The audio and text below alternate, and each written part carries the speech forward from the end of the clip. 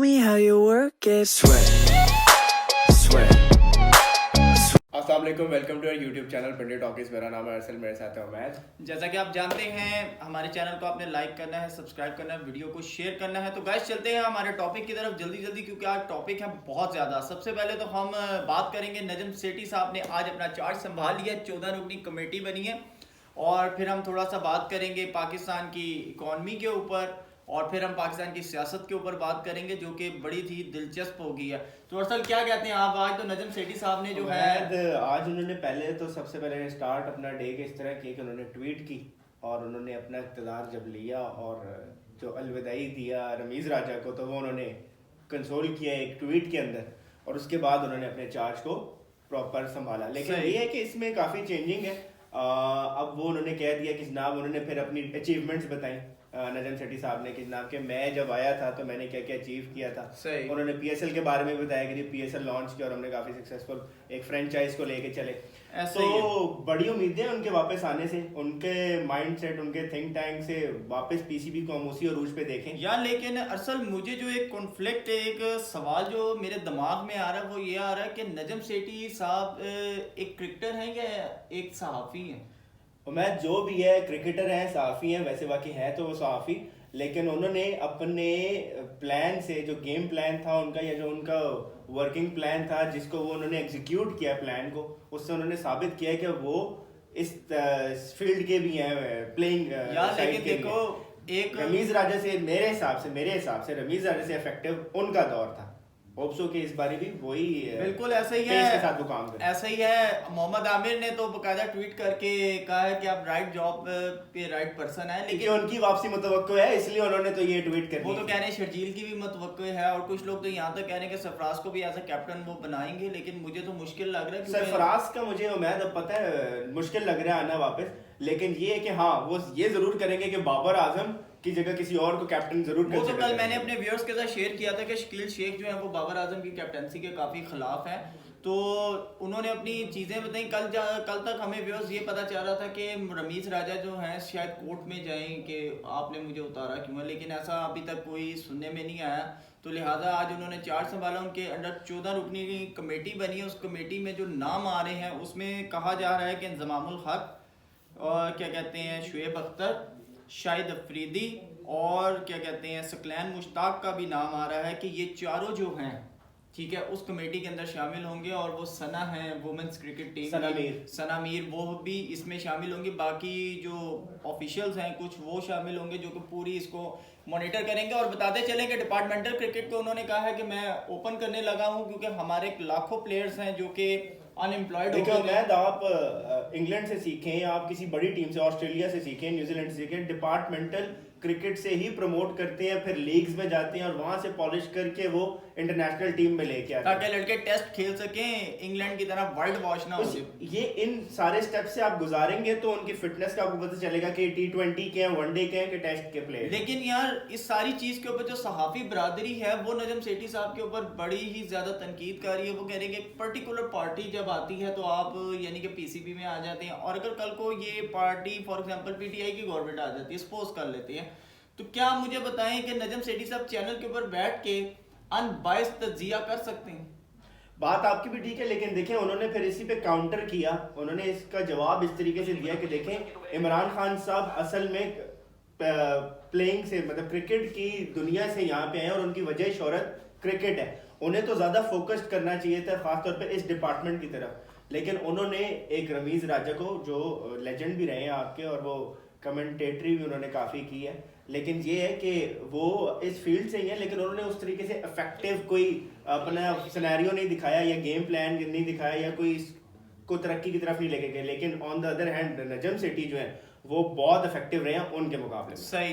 बाकी आपको बताते चले गाइस के पीटीए के पास कंप्लेंट्स आई हुई थी 15K सोशल मीडिया अकाउंट्स की, जहां से फेक रूमर्स वगैरह चल रहे हैं पाकिस्तान आर्मी के खिलाफ, यानी कि गलत बातें हैं या किसी भी हवाले से पाकिस्तान को डिस्टेबलाइज करने के हवाले से। तो उसमें से 6000 जो अकाउंट्स हैं वो उन्होंने सील कर दिया और बाकायदा उनके खिलाफ कार्रवाई हुई है। बाकी के जो अकाउंट हैं 9,000 के लगभग, उनके बारे में अभी जो है कह रहे हैं कि शायद बात चल रही है। लेकिन बात ये कि देखें, हमें किसी के भी नाम से फेक अकाउंट ट्विटर पे बना के कोई भी ट्वीट कर देना, ये आसान बड़ी होती है, लेकिन इसका मुल्क को बड़ा नुकसान होता है। जैसे कि आपके पास रिपोर्ट थी कि डॉलर्स के हवाले से, कि डॉलर्स लीकेज के हवाले से, कि जो कोयटा में बकायदा बिल्कुल ऐसी है, 4 मनी एक्सचेंज डीलर्स जो हैं उनको जो है वो उन्होंने हिरासत में लिया है, और रिपोर्ट यही थी कि जी वो डॉलर्स के लीकेज के उस पे था। और ये बड़ी मतलब इस सिनेरियो पे जिस वक्त हमारा मुल्क बिल्कुल डिफॉल्ट के दहाने पे, और फॉरेन एक्सचेंज आपको पता है फॉरेन करेंसी खासतौर पे उनके रिजर्व्स बिल्कुल भी नहीं है,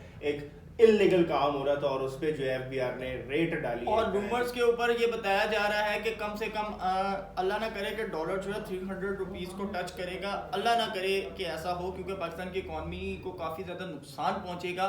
क्योंकि जैसा कि गवर्नर स्टेट बैंक ने बताया कि जून तक हमारे पास 20 अरब डॉलर के करीब जो है रिजर्व्स हो जाएंगे, क्योंकि हमें काफ़ी हमारे जो हमारे रेवेन्यूज हैं या कोई हमें एड मिल रही है या कर्जे मिल रहे हैं, क्योंकि अव्वल तो हमें कर्जे ही मिलते हैं, तो वो कर्जे पेंडिंग में हैं जो कि जून तक रिकवर हो जाएंगे। लेकिन उम्मीद ये एफआईए का काफी अच्छा इकदाम था, और अभी इस टाइम पे एफआईए की टीम बड़ी एक्टिव है रिगार्डिंग इस स्मगलिंग ऑफ डॉलर्स। बिल्कुल ऐसा ही है, और हमें खुद भी पर्सनली भी हमें ये सोचना चाहिए कि अगर हम कोई अगर फॉर एग्जांपल एक चीज देख रहे हैं कि ऊपर जा रही है, तो हमें इन्वेस्टमेंट पर्पस को नहीं देखना चाहिए, मुल्क के हवाले से भी देखना चाहिए। हमारा डॉलर, गोल्ड, ऑयल, ये जो चीज़ें हैं ये इन्वेस्टमेंट पर्पस के लिए नहीं होती, ये गरीब आदमी के लिए। अब आप सोने को देख लें कि 2 लाख के करीब पहुंच गया। अगर एक गरीब आदमी ने अपनी बेटी की शादी करनी हो, क्या आप मुझे बताएं कि वो 2 तोले सोना भी बना सकता है? उस बेचारे के पास तो शादी के पैसे नहीं होते, तो वो 1 तोले सोना कहाँ से बनाएगा? तो फिर इसका मतलब है कि गरीब की बेटी की शादी नहीं होगी। सोचना चाहिए हमें इसके बारे में। चले जी, लेटर मोमेंट पे पाकिस्तान ऐसे न्यूज़ हैं वो भी डिस्कस कर लेते हैं। फीफा से एक न्यूज़ थी, लियोनेल मेसी का आपको पता है एजाजी नोट निकल आए हैं, बिल्कुल ऐसे मतलब हाँ। इस तरह से ट्रिब्यूट करते हैं पेश अपने लेजेंड को, मतलब बेहतरीन न्यूज़ है। बिल्कुल ऐसे ही है। और आज मोरक्को में भी बकायदा उन्होंने क्या कहते हैं, जैसे अर्जेंटीना में लियोनेल मेसी की टीम को उन्होंने यानी कि वेलकम किया है, इसी तरह मोरक्को अवाम ने भी बकायदा अप्रिशिएट किया, और कहते हैं कि कम से कम 2 लाख से 10 लाख के करीब बंदा था जो कि रोड के ऊपर उनको वेलकम कर रहा था। बिल्कुल। तो बाकी आगे चलते हैं, पाकिस्तान वर्सेस न्यूजीलैंड। गाइस कल हमने आपके साथ न्यूजीलैंड का स्क्वाड शेयर किया था, जिसमें थोड़ी सी चेंजेस हो गई हैं, यानी कि हमसे थोड़ी सी गलतफहमी हो गई थी, जिसमें हमारे जो क्या कहते हैं कैप्टन है वो टिम सूदी हैं। हाँ जी, उनके तरफ से मैं उनका स्क्वाड भी अनाउंस कर देता हूँ, लेकिन मैं थोड़ी सी जरा आपको न्यूज़ दे दूँ कि रिजवान सलमान और जाहिद नवाज जो है वो टेस्ट स्क्वाड में दोबारा शामिल हैं जी। और उसमें ये है कि ये हमारे जो उस्मान सलाहुद्दीन नहीं है, हुरैरा नहीं है, अमीर हमजा वो नहीं है, और यासिर शाह को भी इस बारी कंसीडर नहीं किया गया, जो कि पाकिस्तान के मेसी हैं। बिल्कुल। लेकिन आपको एक और बात बताऊं, कामरान गुलाम जो पीएसएल से ही आगे आए हैं और डोमेस्टिक भी खेलते हैं, लेकिन वो उन्होंने रिप्लेस किया है अजहर अली को, क्योंकि अजहर अली ने अपना यहाँ देखें, मुझे पीएसएल तो T20 क्रिकेट है, उसके सबसे ज्यादा सवाल उठता है प्लेयर्स के स्टेमिना के ऊपर। देखिए, आप T20 से टेस्ट में नहीं लेके जा सकते, आप वनडे से टेस्ट में कंसीडर कर सकते हैं, और अगर वनडे का कोई फिटेस्ट खिलाड़ी है जो आप समझते हैं जिसका स्ट्राइक रेट बहुत अच्छा है, उसको आप कंसीडर करते हो T20 फॉर्मेट, शॉर्टर फॉर्मेट में। आप यहाँ पे उल्टी गंगा बह रही है हमारे पाकिस्तान में, हम T20 से लेके जाते हैं, वनडे भी नहीं खिलाते, हम T20 से डायरेक्ट टेस्ट में ले जाते हैं। इसी वजह से इंजरीज का सामना है। बाकी हम न्यूजीलैंड का स्क्वाड शेयर करते हैं। जी बिल्कुल, आपके साथ न्यूजीलैंड का स्क्वाड शेयर करते हैं। टीम सऊदी कैप्टन है Mitchell Bracewell, Tom Blundell wicket keeper है, डेवन कॉनवे है, मैट हेनरी है, टॉम लैथम है, डारेल मिचेल्स है, हेनरी निकोल्स है, अजिज पटेल है, ग्लेन फिलिप्स है, इश सूदी है, ब्लेयर टिकनर है, नील वैगनर है, केल विलियमसन एंड विल यंग है। और केन विलियमसन एक एज अ प्लेयर के तौर पर, और उन्होंने अपने आप को डिमोट किया है कैप्टेंसी से, और उन्होंने आगे डिजर्विंग पर्सन को दिया है। ये होते हैं बड़े प्लेयर की निशानी। बिल्कुल ऐसे यही हम चाह रहे हैं व्यूअर्स के बाबर आजम से अगर नहीं टैकल हो रहा, वो प्लेयर बहुत बड़े हैं, अगर उनसे कैप्टेंसी मैनेज नहीं हो रही तो उन्हें खुद ही दे देनी चाहिए। बिल्कुल होप्स हो के नजम सेठी साहब आए हैं। 12 नजम सेठी साहब ने खुद तो नहीं खेलना तो टीम नहीं है, उन्होंने तो सिर्फ चेंजेस वगैरह करनी है। तो होप्स हो, दुआ करते हैं कि शायद अल्लाह करे कि पाकिस्तान न्यूजीलैंड को टेस्ट सीरीज हराने में कामयाब हो जाए।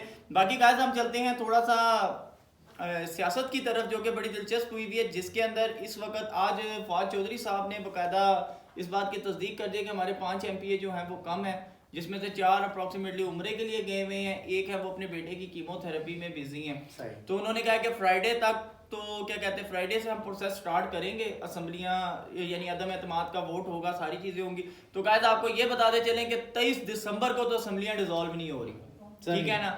क्योंकि बात वो कल मैंने जैसे की थी कि अगर आपने असम्बलियां डिसॉल्व करनी है आप केपी की कर दें, जीपी की कर दें, कश्मीर की बिल्कुल। कर आज दें। मैं उन्होंने बयान भी दिया था फवाद चौधरी ने एक निजी प्रोग्राम में, टीवी के प्रोग्राम में, कि उन्होंने कहा था कि जनाब, उन्होंने कहा जी कि अगर व्हाट इफ के जी अगर ये अप्रैल तक ले जाती है गवर्नमेंट, तो उन्होंने कहा जी हमें सिर्फ ये कंसर्न है कि अप्रैल तक अगर वो ये गारंटी दे दें कि जी मुल्क डिफॉल्ट नहीं होता तो हम चुप होकर बैठ जाएंगे। तो उस पर उन्होंने ये कहा कि जनाब आप एक तरफ गारंटी भी मांगते हैं और एक तरफ आप 23 दिसंबर को डिसॉल्व करने की बातें करते हैं। आप ऐसी बात कर रहे हैं गारंटी से, आपको बताऊं तो गारंटी तो मुस्लिम लीग नून भी मांग रही है चौधरी परवेज अलाई से, लेकिन उनकी गारंटी देने में कोई नहीं है, क्योंकि चौधरी परवेज अलाई साहब से उनसे ये बात की जा रही है कि आप ऐसा करें कि असम्बली से इस्तीफा दे दें। अगर आप इस्तीफा दे देंगे तो फिर तो असम्बलियां डिसॉल्व नहीं होंगी।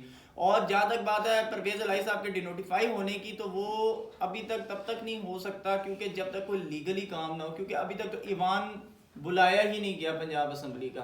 ईवान बुलाया जाएगा, उसके अदम एतमाद के ऊपर कार्रवाई होगी, स्पीकर जो है वो परवेज अलाई साहब को कहेंगे आप एतमाद का वोट लें, अगर वो एतमाद का वोट नहीं लेते तो फिर गवर्नर जो है उनको डिनोटिफाई करेगा।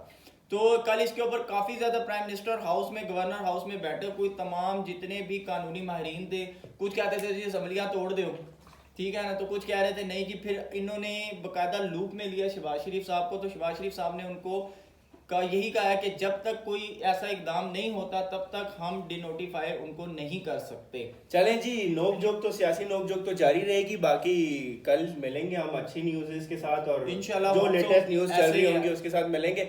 बाकी आप हमारी वीडियो को लाइक कीजिएगा, कमेंट सेक्शन में अपनी राय से आगाह कीजिएगा, अपनी दुआओं में याद रखिएगा। अल्लाह हाफिज़।